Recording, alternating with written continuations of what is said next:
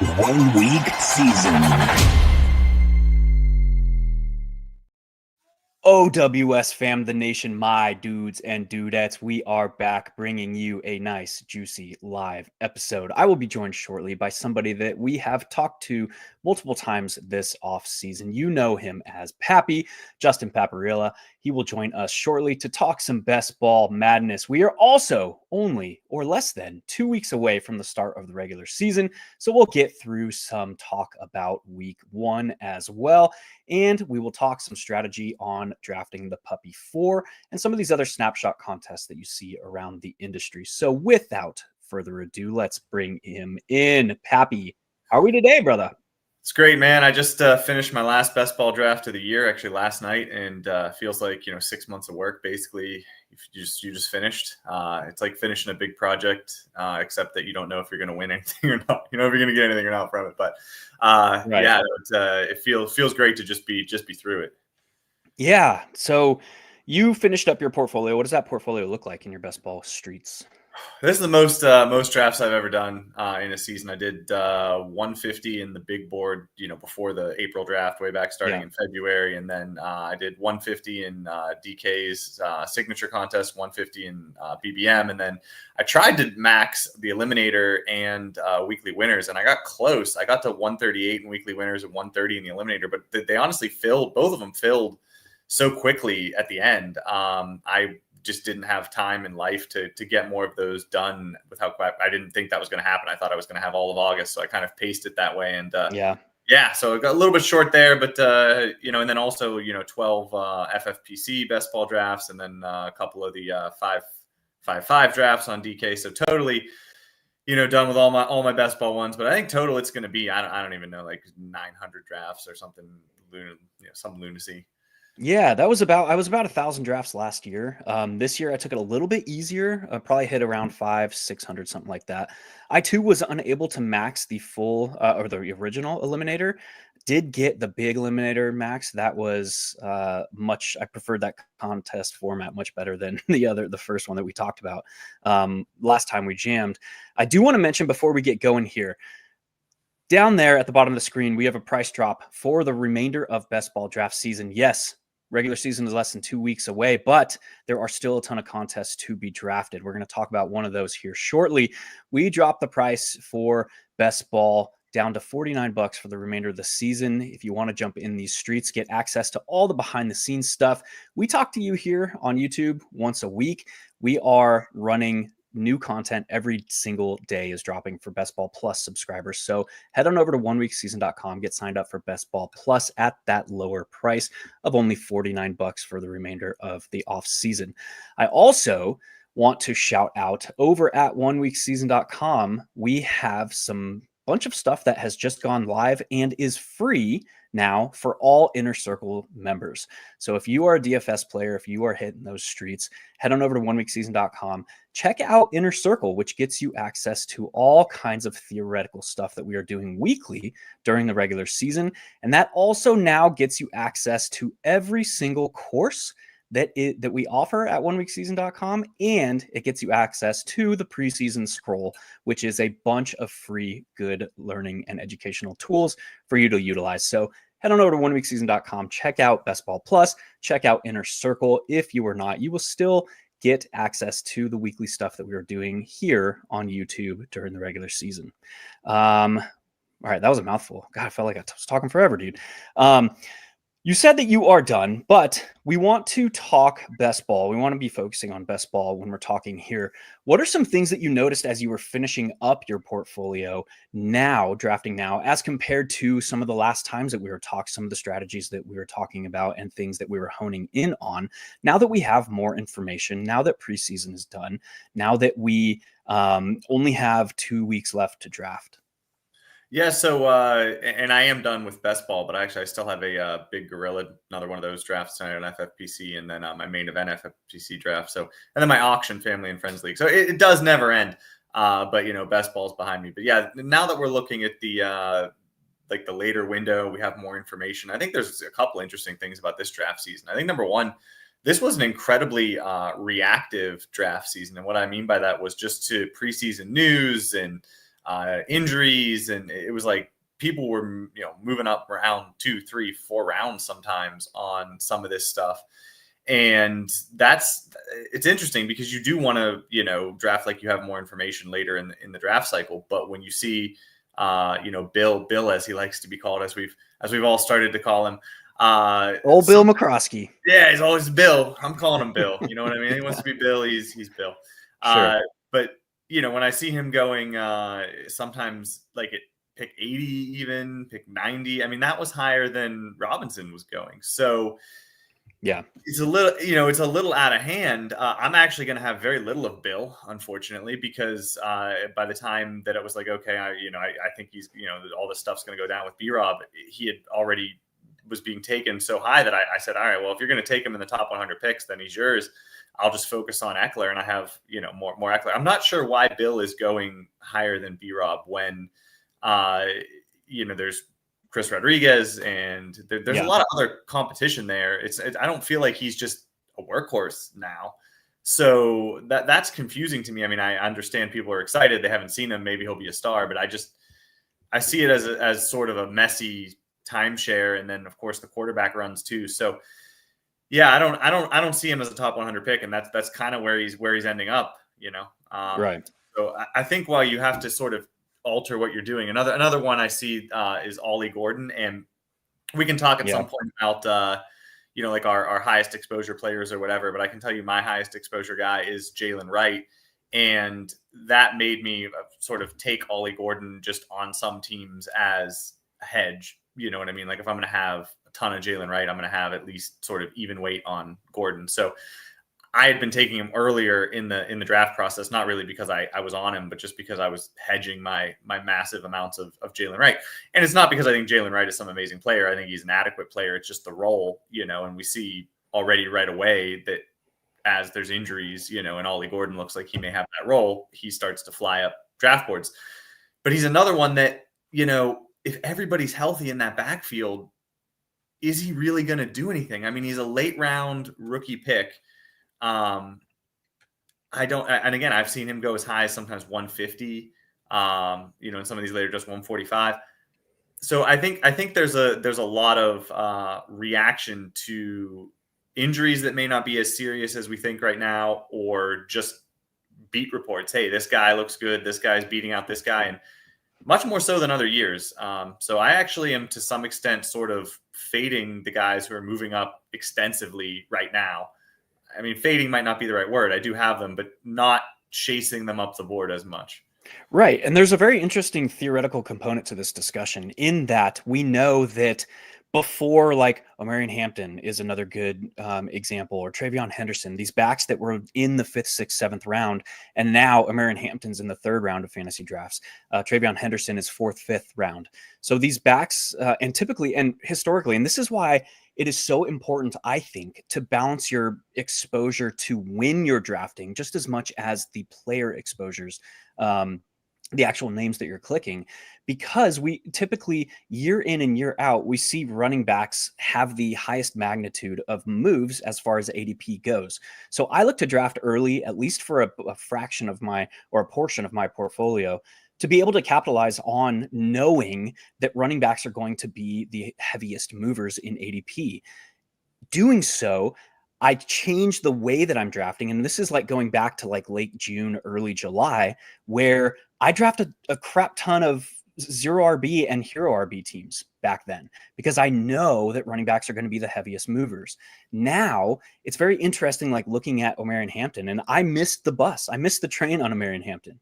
I was questioning the situation in that we typically have seen, and we think we know what this offense is going to look like. We have a sizable or a sizable sample size on Greg Roman and Jim Harbaugh. We think we know what their offense is going to look like.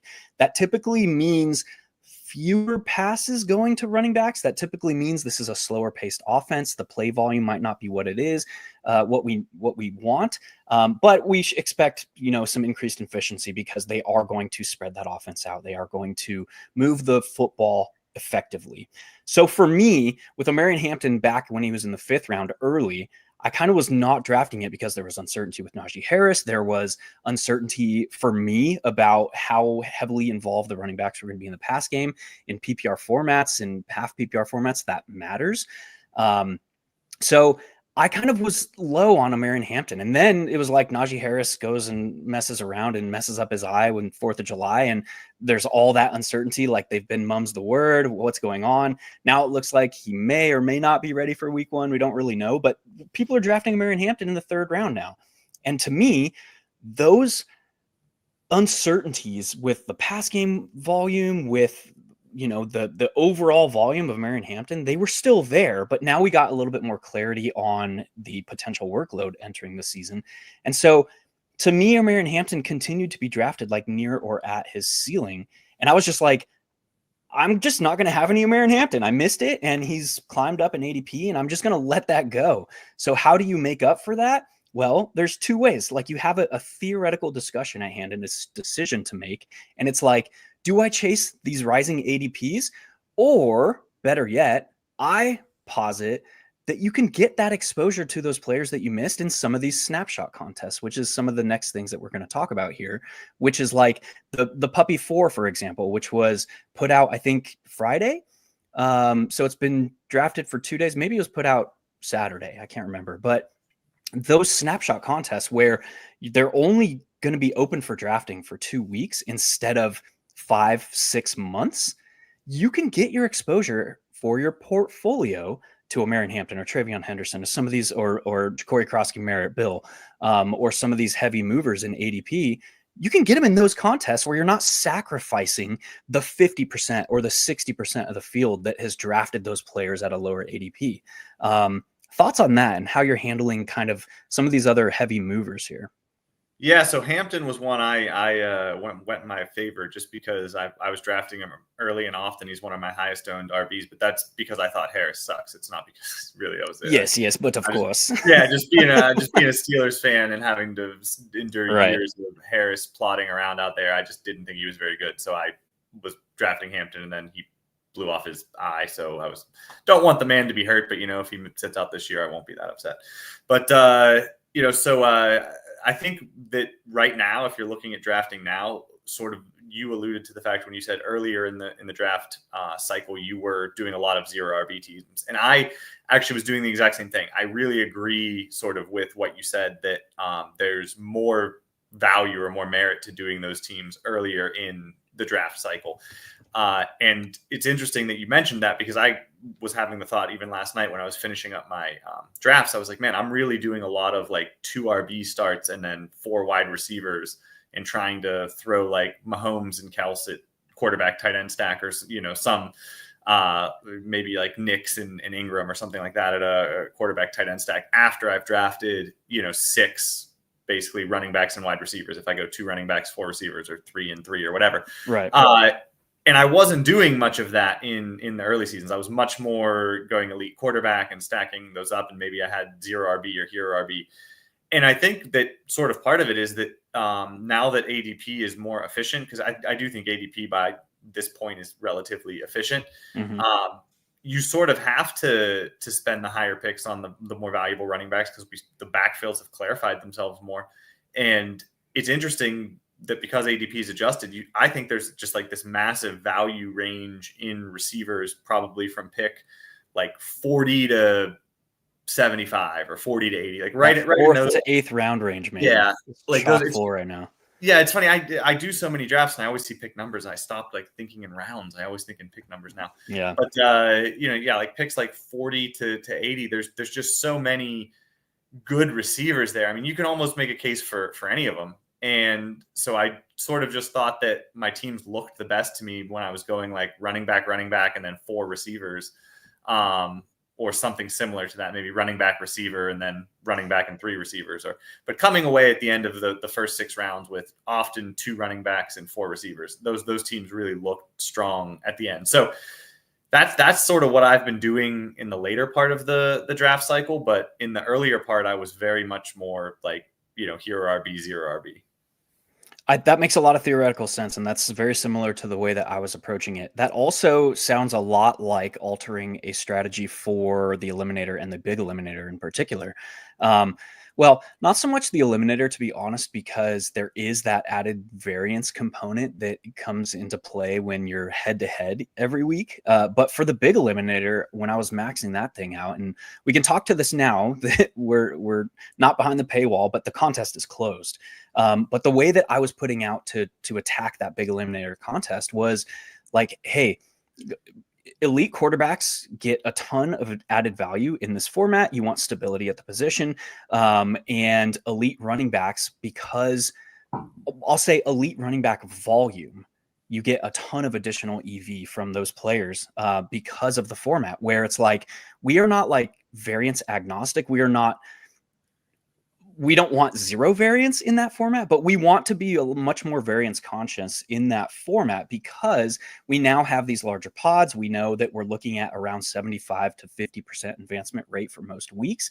So we want to have much more, we want to be a little bit more cognizant of how we're constructing rosters. And the way that I was putting out to do that is like, hey, we want an elite quarterback in the third. It doesn't matter if you're reaching on Jalen Hurts because Jaden Daniels and Lamar Jackson and Josh Allen were gone. Like, you want an elite quarterback in the third. And I was starting most drafts running back, quarterback. And then I was just hammering that rounds 4 to round 8 pocket that you're just talking about for wide receivers, and taking just like, if you look at ranges of outcomes of the wide receivers in that range, like, obviously they're going to have a lower median projection than the wide receivers in the first, 3 rounds. But if you look at their like 95% outcome, their ceiling outcome for all wide receivers not named Jamar Chase, Justin Jefferson, that might be it, maybe CeeDee Lamb, like their 95% outcome is very, very similar to the 95% outcome of the wide receivers in that 4th to 8th round range. So trying to like piece together and analyze how you're attacking drafts, the format matters so much, does it not?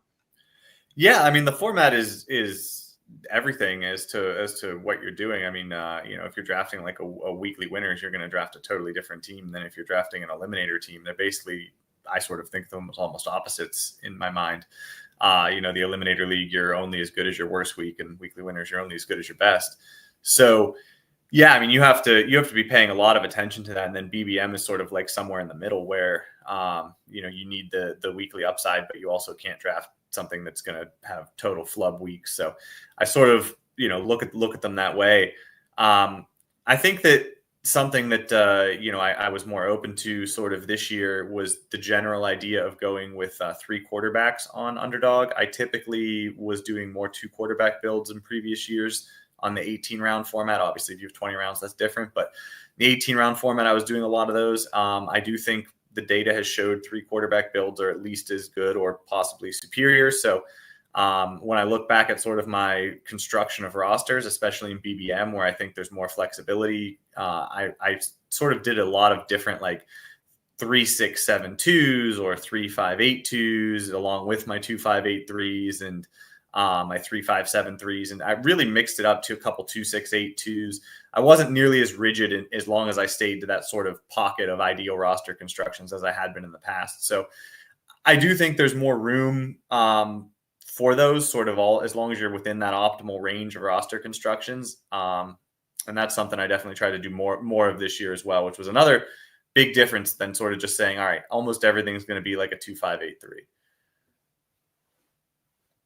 So how do we port that discussion into this? I call it the snapshot contest, which is it's only going to be able to draft for 2 to 2.5 weeks.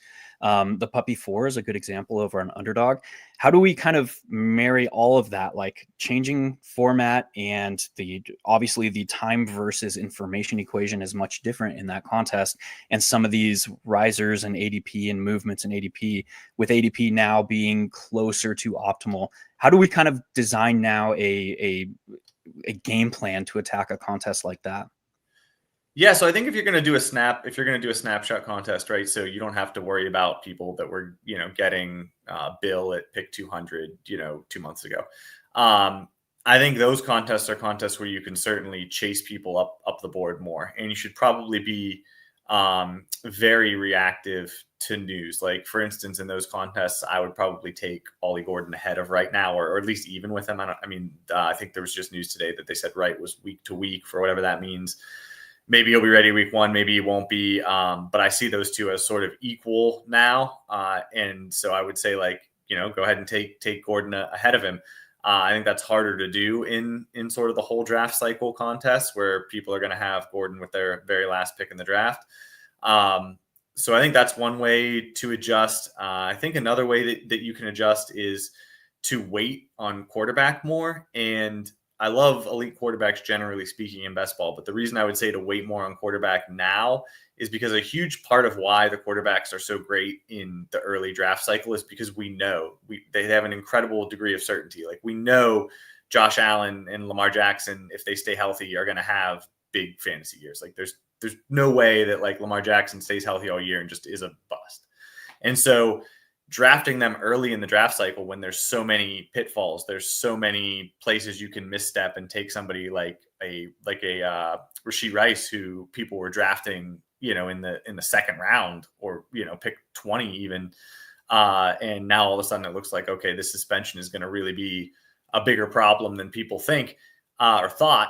That's a huge landmine now. And if you just sort of said, I'm not going to swing away on anybody that has questions like that, I'm just going to take Lamar Jackson or Josh Allen, that's a lot of benefit in May and June and July. But now we have a much better, sort of understanding of, like, the roles and who's healthy and who's going to do what. And so the picks around those elite quarterbacks have more certainty than they did in the past. So I think if you want to wait on quarterback, I think now is a better time to do it. I like that. And there were a lot of interesting situations that we didn't have fidelity on as far as quarterback uncertainty goes. Early season Joe Flacco, we're probably, if I had to guess, going to see 8 games out of Joe Flacco this season with the Browns having a week 9 bye. We're probably, and it sounds a lot like I missed this one, but we're probably seeing Daniel Jones for much of this season. Some of these guys that do offer solid top end range of outcomes or top end expectations within their ranges of outcomes that you can tack on late at the position. So I don't hate that shout at all. Like you mentioned earlier, I also am taking a little bit more running back heavy approach early on in drafts this time of year. We have more fidelity. We've already seen these crazy movers. Talking about the Daniel Jones thing, that affects and influences a guy like Jonathan Taylor, who we saw his splits last season with and without Anthony Richardson. Almost 6 touches more per game without Anthony Richardson, almost 4 fantasy points per game more without Anthony Richardson. So I'd expect a guy like Jonathan Taylor to be a much comfier, like, round 2 selection, as opposed to when there was all this uncertainty with Anthony Richardson. Any other players that come to mind that kind of fit that bill, that discussion?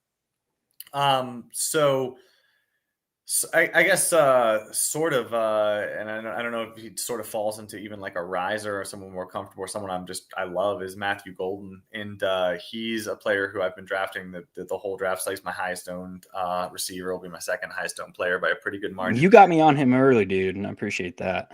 Yeah, I've been on him from the beginning, and he's a player who's now starting to come up draft boards. I don't think enough. But he's a guy who I sort of see as, like, when he was first drafted, it was like, all right, well, there's a lot of options in the Green Bay offense, and they kind of lean more towards the run. And, like, how is he exactly going to be used at first? And we've just seen through the preseason now that he is their wide receiver 1. A lot of the other guys are even banged up, and that they don't want to be as run heavy as they were last year either. So sort of all of these things. I actually have a decent chunk of change on him to win Offensive Rookie of the Year at some pretty long odds. So it's a play that I think he could have a very big year, in my opinion. I also think he's very good. I think he's kind of like a 5'11" Tyreek Hill, and that people didn't realize how young he was as he was developing, and he learned how to run routes sort of in the second half of the year at Texas. And we saw, well, once a guy with his athletic tools learns to run routes, he's pretty hard to cover. And I think that's what you saw in the back half of the year at Texas. And I think that's what you're going to see. And they've been saying that they're seeing at Packers camp. So I think he's a guy who, like, if you look at sort of just the evolution of his role and sort of knowing what his role is going to be now, that I think he should be even higher than he is. Love the Matthew Golden shout. There's also obviously same discussion can be had over in Tampa Bay. We've had a lot of shakeout, and obviously the same discussion can be had over in San Francisco, where we have either a rookie or a second-year wide receiver who came into the year, looked like a more crowded situation, but now Emeka Egbuka and Ricky Pearsall, it looks like wheels up to begin the season. So I'd be looking to take some guys like that much earlier than ADP in the snapshot contests as well. Anything else to add for kind of these snapshot contests here before we move on? Yeah, I mean, I think just those contests, don't be afraid to really overdraft. I mean, I hate to use the word overdraft, but draft these guys where their prices are now, because you just don't have to deal with people that have them 40 or 50 picks before you and beat those rosters. And where their prices are now is more accurate. They were just undervalued before. Right. Let's now kind of shift gears a little bit. I want to give not like a preview of DFS, but I want to hear a little bit about, right? I want to get a little bit of I want to hear a little bit about the process shift as we head into the regular season. Obviously, you write some of the game breakdowns over at 1 Week Season. You and I both contribute to those. What does the process shift look like as we now are filling up our information bucket as we head into the regular season prepping for DFS? Yeah, man, that shift just happens for me really like today as I'm through my best ball drafts, and I've already, loaded up some of my DFS contests. I actually put together one lineup that, it's funny. I'll send it to my friends. I'll be like, tell me I won't change this lineup before we tell me I'm going to change it. I'm like, I won't, but of course, probably will. But, right.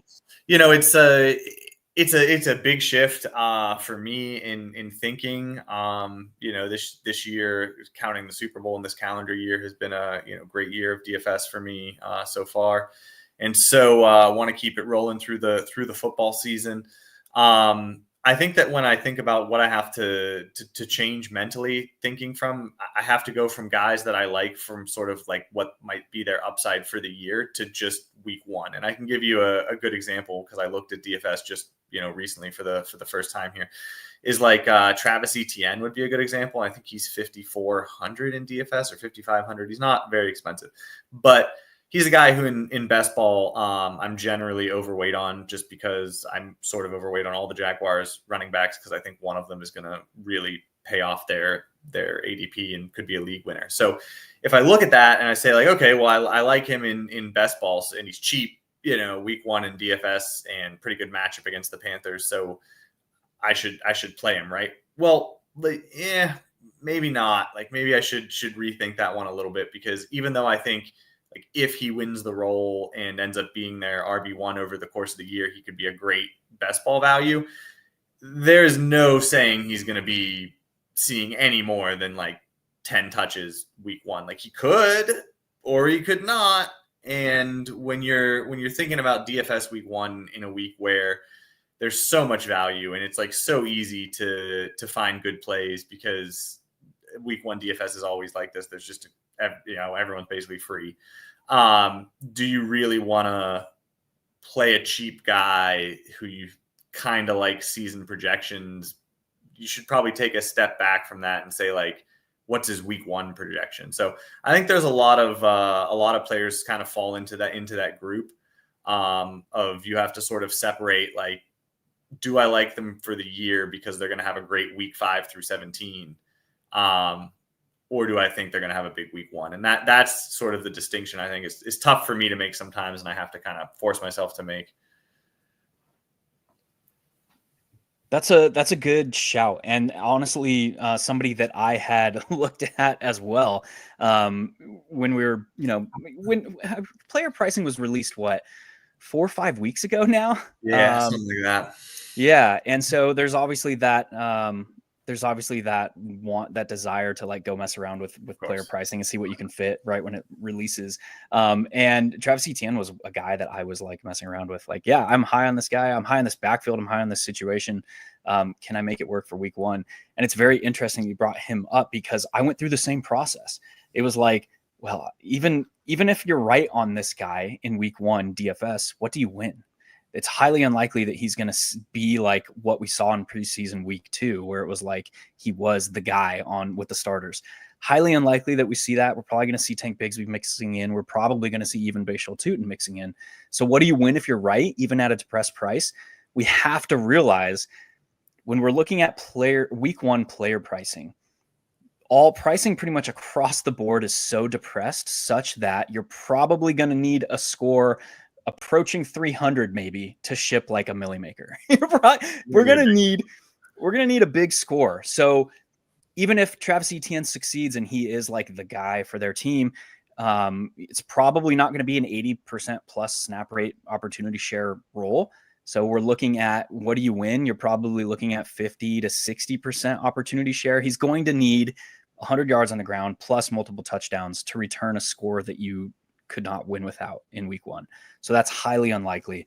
What on the like, conversely speaking, the other side of that equation, who are some guys that you're kind of looking at that do bring like 30 fantasy plus point upside in week 1? You're gonna make me say it again. How about Matthew Golden? We got to talk about somebody not named Matthew. I know, right? I mean, 4,900 against the Lions, highest total game of the week, right? And he's probably going to be a wide receiver 1 in that game at under 5K. And yeah, I heard he's fast. You know, he might get behind. Some are saying. He might get behind the defense in that game for a long touchdown. So. But I did not to just harp on Golden, but he is a good example. There are so many. Just I think the $6,000 range of receivers for DK is just right. Like how I'm gonna probably try to play 3 of them on my main team because I think like Brian Thomas is in that range. I think Drake London is in that range. Yeah. I think Mike Evans is in that range. I think Tyreek Hill is in that range. Devontae Adams. I mean, It's like, okay, they're all in the 6K range. That means I can play 3 of them if I want to make it work. And it's hard for me to not think playing 3 of those guys, like 3 of them are going to have 100 yards and a score, and I just have to pick the right 3. Is sort of how I look at it. And this is my week 1 sort of just looking at it briefly. I don't really have to know who the chalk's going to be or whatever. Like, right. But just looking at it real briefly, the $6,000 range of receivers looks incredibly juicy. And it sort of just looks like, how many of these guys can I get in? Can I get 4? Can I get 4 of them in? Like if I can figure out a way to get 4 of them in, I might even do that. Because I think you're going to see a lot of 30-point scores come from that group. I'm not going to give away the cheat codes to the puzzle here.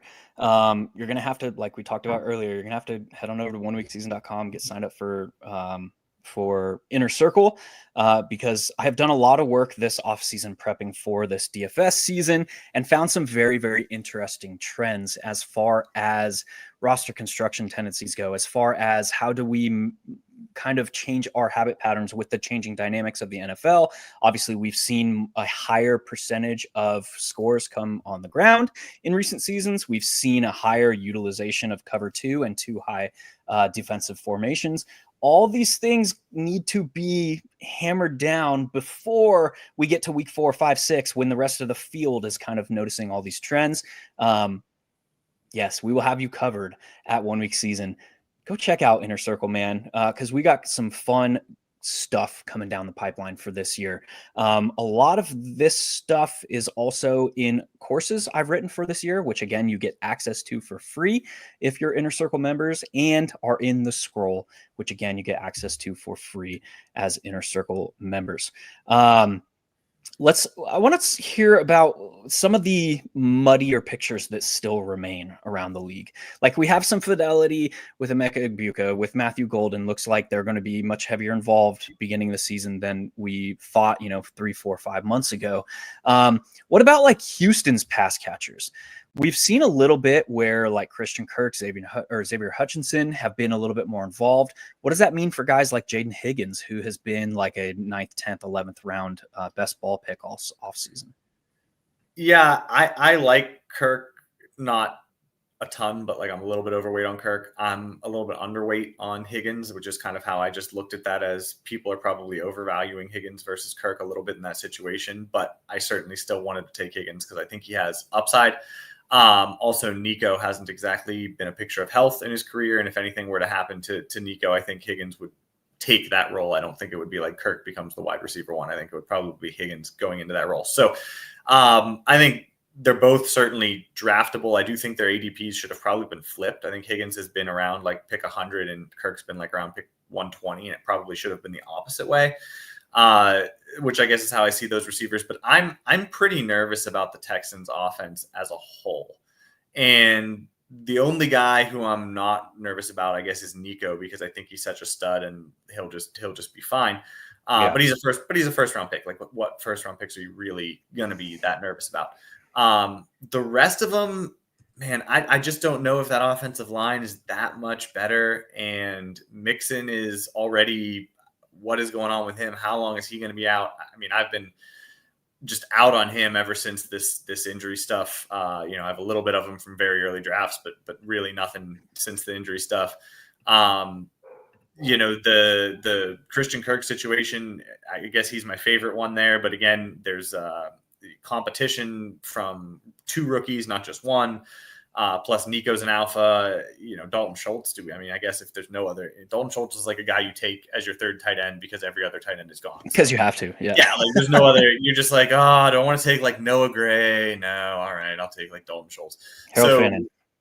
Yeah, right. Him too. I think that the whole Texans offense to me is kind of just like, doesn't move the needle. They're not an offense I wanted to be on. They're not an offense I really am on, other than just sort of being even weight on Nico because he's a first round pick. But I'm not very on the Texans offense at all this year. Joe Mixon has been an enigma, man. This has been a very, very interesting situation. I can't remember another injury situation like this in a recent offseason. Christian McCaffrey? Forget Christian McCaffrey last year? Oh, yeah.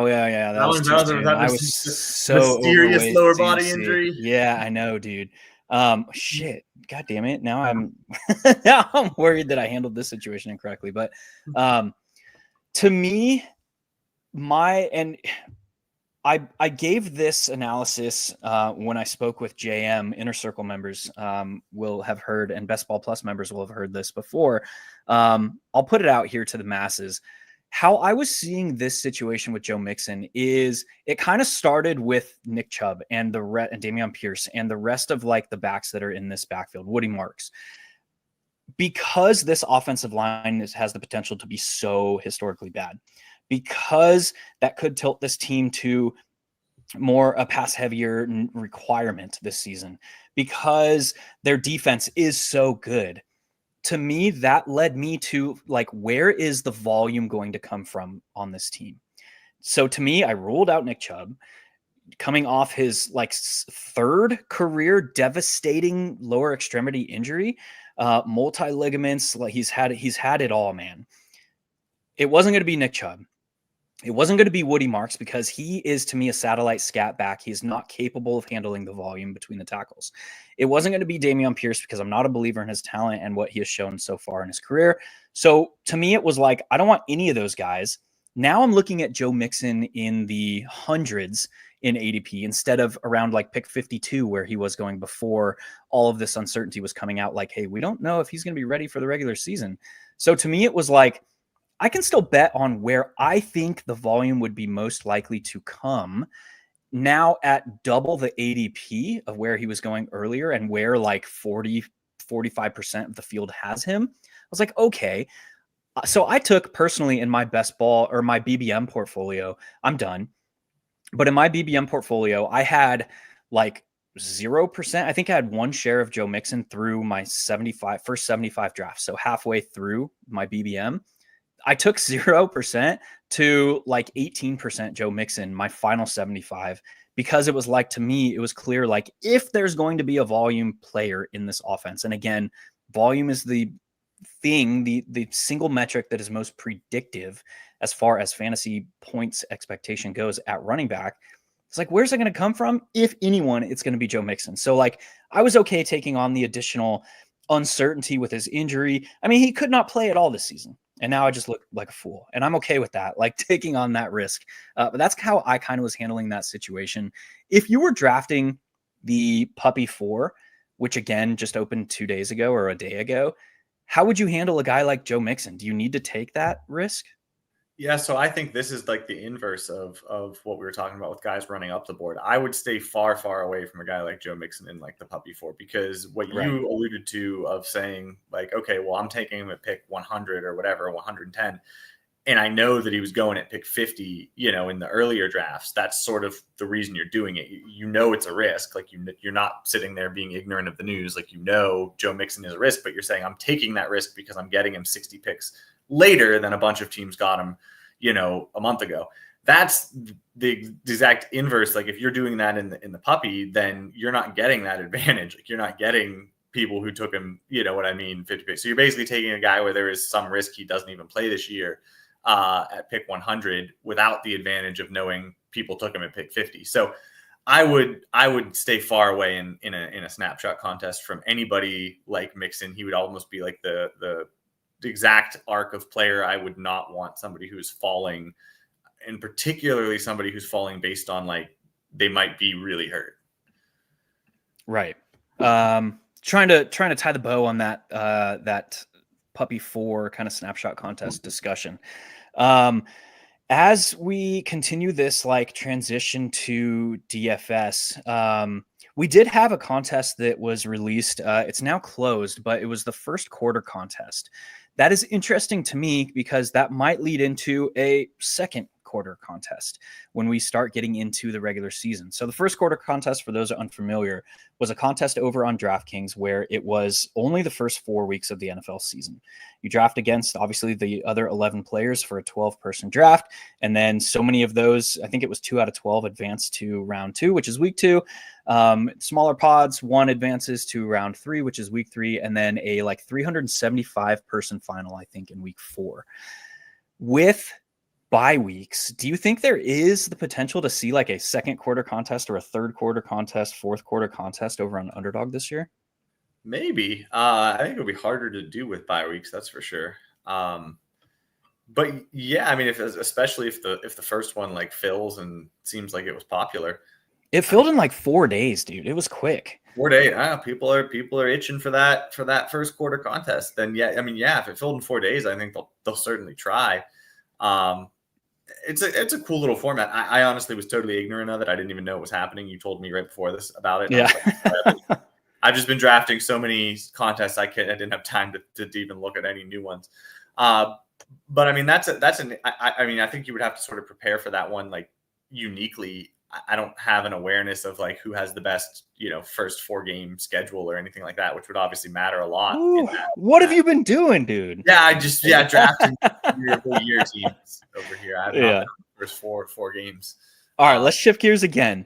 As we come into the regular season, what are some other situations that you want to keep an eye on as far as like shifting now to DFS? Like, what are you looking for in week 1? Are there any teams that you're looking for clarity out of through some of this uncertainty? Yeah, I mean, some of it we've already gotten it, but yeah, I mean, like there's certain spots in DFS where it looks pretty, great. The Bucks wide receivers, obviously, that we thought they're priced like there's going to be a lot more competition there than there is. The 49ers players are in sort of the similar boat where they're all sort of priced like there's going to be more competition than there is. I mean, especially CMC. I mean, he's another one. I mean, I'm assuming he's going to be chalk in week 1. I think he's 7,300. If memory serves me correctly. I just don't know how he won't be chalk at that price, but who cares if he is? I mean, it just seems like you're getting a guy who, if he has a big first 2 weeks, will be 9,500 like this. So why wouldn't you play him at 7,300 in what I'm trying to remember who the 49ers are playing, but I don't even think it's a bad matchup. I think it's a plus Seahawks. Matchup. Yeah. It's not even a prohibitive matchup. So I don't really see why he won't be chalk. And I think sort of thinking through, I think people are building in a little bit of injury risk to CMC in like best ball. That's why he's not the first overall pick, because there's some injury risk there. Right. But again, in DFS, it's like, okay, well, if he's healthy week 1 and there's nobody else really on the 49ers backfield who is, he's probably getting 30 touches, especially if they win that game. So if CMC gets 30 touches, it's just like, how are you not playing him in DFS? But like people won't, so I will. Yes. Jonathan Taylor's another name like that, where severely underpriced to start the season. For me, I have a lot of interest in looking at how the Jaguars perform early in the season. The Saints, some of these teams with significant overhaul, whether it's personnel, whether it's more importantly, coaching staff. The Bears, kind of seeing how they're faring early on in the season. The Vikings, with obviously similar or the same coaching staff holdover. We have a new quarterback in JJ McCarthy. We have the suspension of Jordan Addison. I'm high on TJ Hawkinson early to start the year. I think he could be a volume hound, pending obviously what the Vikings still have 2 weeks to make some other wide receiver acquisition or something. But yeah, those are some of the teams that I'm really, really interested to see how they fare early on in the season and what their teams look like. God, I hope we get some functional quarterback play in New Orleans. We'll have to see who wins that. You're not gonna. I don't know. Spencer Rattler, Tyler Shuck, dude. I don't know if you think they're losing for Arch or not, but it certainly seems like they're losing for Arch. So yeah. Watch Archie just go back to school, dude. Yeah, they'll lose it. They'll lose again. They'll be like, whatever. We'll do this all day, man. We'll lose. And then he pulls an Eli, and he's like, "I'm not playing for the Saints." Yeah. I think they're prepared for 2 years of losing if they have to be. They'll wait them out. Yeah. Smoke them out. Well, sweet, dude. Are there any other things like heading into the regular season that you want to jam about? If not, we won't take up any more time on the airwaves here, but that was a good discussion on kind of a lot of stuff that we covered today. Yeah, I think the offense is in question. I think you listed a couple of them. Another one for me is the Panthers. I don't know if you mentioned them. They're a offense I'm overweight on this year because they were all affordable, and I think that Bryce Young might have figured out how to play football. So the Panthers, I definitely, and then the Packers are another one I'm interested in seeing. I mean, a lot of it is my interest in Golden, but I think just that offense could produce some big guys that overperform their ADP, and then the Dolphins is the Dolphins backfield. Who's gonna be the one there? They are the team enigma this year, not the player enigma. It's like it's gonna go great or it's gonna go terrible. I mean, is Tyreek going to be the wide receiver one, or is he going to be a guy who just like lights your team on fire? I feel like those are the only two outcomes for Tyreek. It's just like wide receiver one, or just you lose because you drafted him. So yeah, there's a lot of up in the. Actually, I think this was one of the most fun years in terms of drafts and doing best ball, because I think there was just a lot of like kind of wide open. There weren't really like, okay, the Chiefs offense is dominant, or like this offense is dominant, and you want to just target that. It was like, hey, we don't really know. There's not really a dominant per se offense out there, and even like the Bengals who have a lot of high fantasy picks and are probably like, I don't know, the number one overall offense if you look at like where all their players are being taken. They don't even have a running quarterback, right? It's a pot. So it's a very, very tricky sort of year in my opinion. Which we love. We love the uncertainty. Yeah. All right, dude. It was great to catch up with you again. For those looking, head on over to oneweekseason.com. Check out the Best Ball Plus product for only $49 for the remainder of the off season. And come on, check out the Inner Circle stuff as we shift gears, getting ready for Week 1 DFS. Also, I have to mention, everything OWS is free for Week 1. So if you want to go check out the Inner Circle stuff, if you want to check out some of the other things that we have going on, go check it out in Week 1. If you like it, stick around. If you don't, no issues. But we're going to have all of the game write-ups are going to be live on the site, ready to go at next Sunday. We're going to have everything live. So for Week 1. So check it out. You will not regret it. And if you have any questions, you can always hit me up, and head over to Discord, and you can ask the questions in there as well. Until next time, y'all, we will see you in those draft lobbies. Cannot wait to see you at the top of the leaderboards. Peace. 1 week season.